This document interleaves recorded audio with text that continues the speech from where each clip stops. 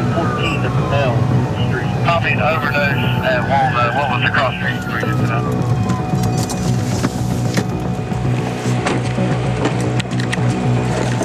You good, bro. Just let me look at her. Let me look at her. Oh, she's overdosed. Yeah, that's what I'm saying. We're trying to help. Can you breathe? Can you hear me, honey? Yeah. Hey, get that ice off. That constricts their veins, buddy. Makes it harder for the medics. You bring Narcan, I got gloves. There you go, honey. Breathe. Recognize her? She pukes. Just hold her back. How long has she been here? Literally 5 minutes. 5 to 7 minutes. I literally saw her at Emmanuel Baptist 15 minutes ago, so it can't be that long. Do about half of it.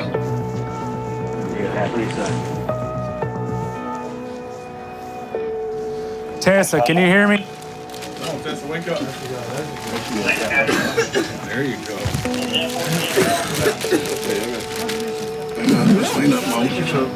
Hey, talk to me a second.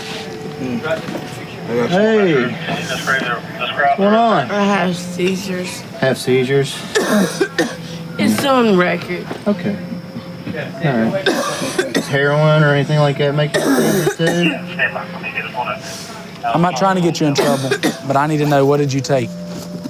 We already know that you took heroin. We know that you took heroin, but how much did you take? Did you take white, brown, what? I don't know. She already had it in a rig, and then she jumped on me. So she gave you the heroin, you took the heroin. And then she beat you up?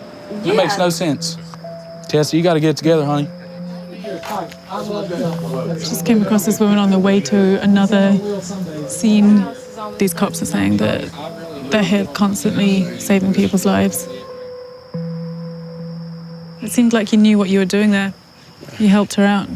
Anytime I could help someone out, because there was a time that someone was helping me out. The way I've gotten it, I've narrowed it down to literally 2 overdoses a month. And the rate I'm going, I may not see 32. Do you have kids? Do you have any family? Yes, I do. And it's affected them tremendously because I'm not the father that I once was. Can I say something without being disrespectful to you? I've been sitting over here listening to you talk. I'll help you any way I can. These guys will help you any way they can. You know that.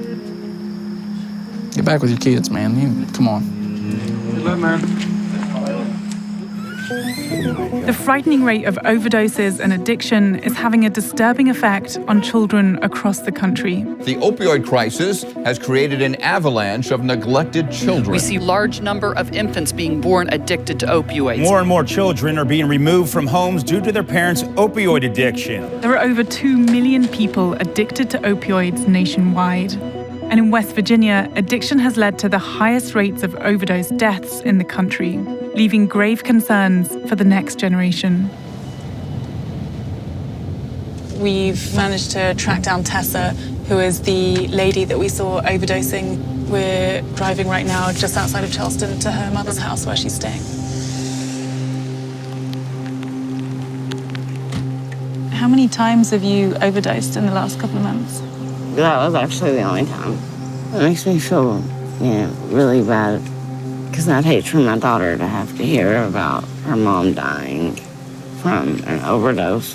You can't bring up a daughter around that lifestyle. It's not fair to her. When my daughter was born, I didn't know much about how to raise a baby or anything. I was just so depressed and angry with myself. So I turned to the only thing I really had, which was drugs. What's at stake? I mean, what happens if you don't get clean? I feel like not only will I end up losing my daughter for good, I'll probably end up losing myself for good too. The deeper and deeper you go into this, the harder it is to climb back out. Tessa is one of a growing number of parents who lost custody of their children due to substance abuse. And around West Virginia, almost everyone we met was affected in some way by opioids, including Charleston Mayor Danny Jones. Charleston, West Virginia, baby. Oh, yeah, that's it. Kick it, baby.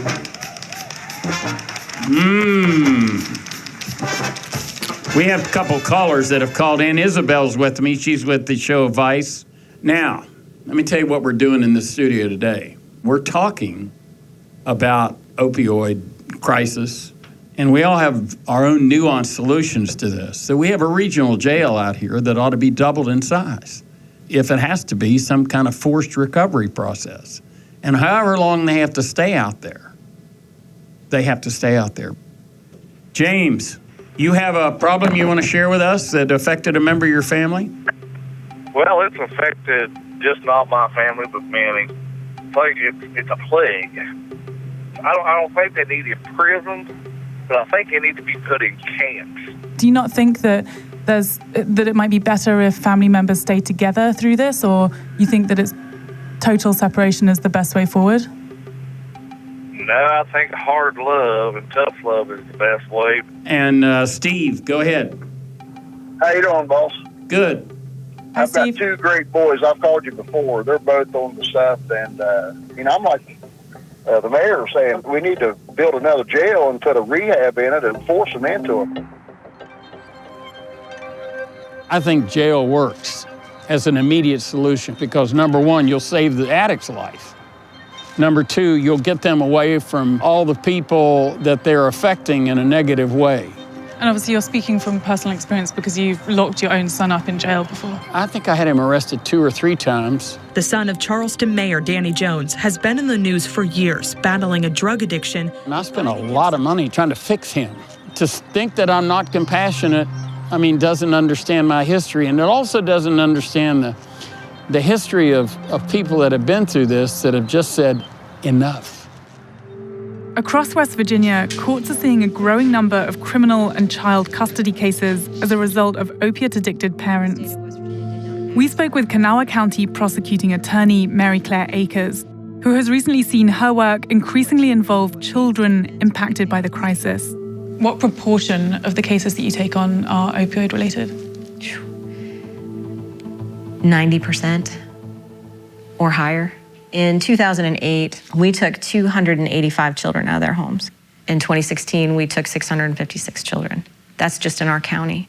How is the foster care system coping with the influx of children who are impacted by the opioid crisis? That system is overwhelmed and broken. We have great-grandparents raising children because their children and their children's children have gotten addicted, and there's no one to take care of the kids. As a direct result of children being removed from addicted family members, the West Virginia foster care system has grown from around 4,000 kids in 2015 to nearly 7,000 today. Children like Zachary, Eliana, and Asia, whose mother and grandmother struggled with addiction, were bounced around the foster system before being adopted by their great-aunt Donna. You can do it. Don't be a chicken. They could just tell you stories that, children shouldn't even know anything about. And they just tell it like they're talking about what's for dinner. You gonna teach me some skills? I can't teach you nothing, really. Are you?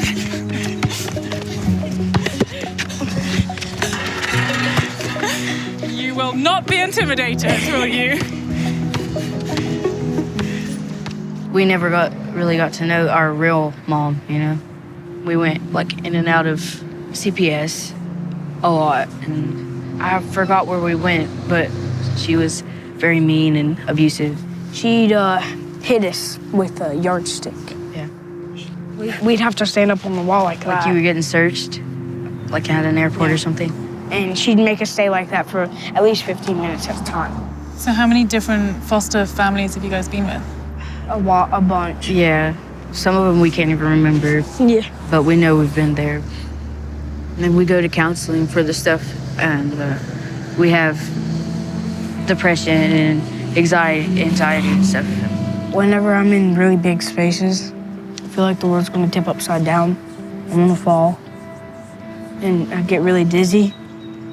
I would never wish what we went through on anybody. But those even younger have fallen victim to the crisis, with some children exposed to opioids before they even leave the womb.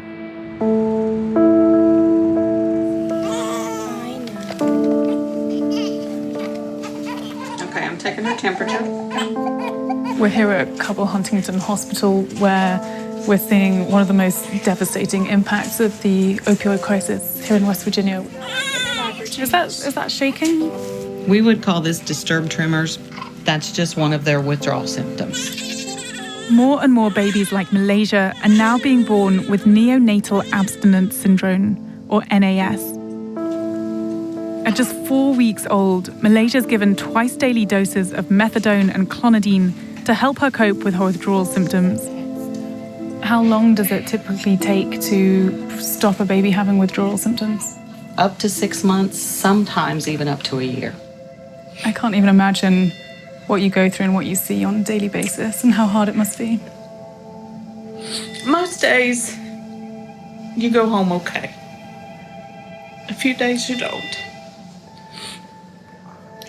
Across the country, every 15 minutes, a child is now born in withdrawal from parental opioid use, leading to a jump in child welfare cases that's forced federal lawmakers to finally take notice. And just the time we're sitting here, 8 infants will be born with neonatal abstinence syndrome, and 10 people will die from an opioid-related overdose. Congress has to continue its bipartisan work to combat this crisis by addressing both the root causes and the ripple effects of the opioid epidemic. Failure is not an option. Addiction is not our future.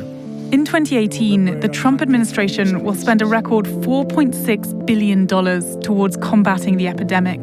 But in 2015 alone, the national cost of the crisis was estimated to be more than $500 billion. So with little hope for comprehensive federal action, a West Virginia lawyer is taking up the fight on his own. He's been hired to lead a national opioid prescription litigation by hundreds of affected counties that could pay out billions of dollars. We have abandoned hope from the state, abandoned hope from the federal government. We're no longer waiting for help. I intend to put on a case of wrongful conduct and ask for a jury or a judge to make the distributors abate the epidemic. What actually is the job of distributors? They have one very important role. They have to monitor and detect suspicious orders. Orders of unusual size, unusual frequency, or a deviation from a normal pattern.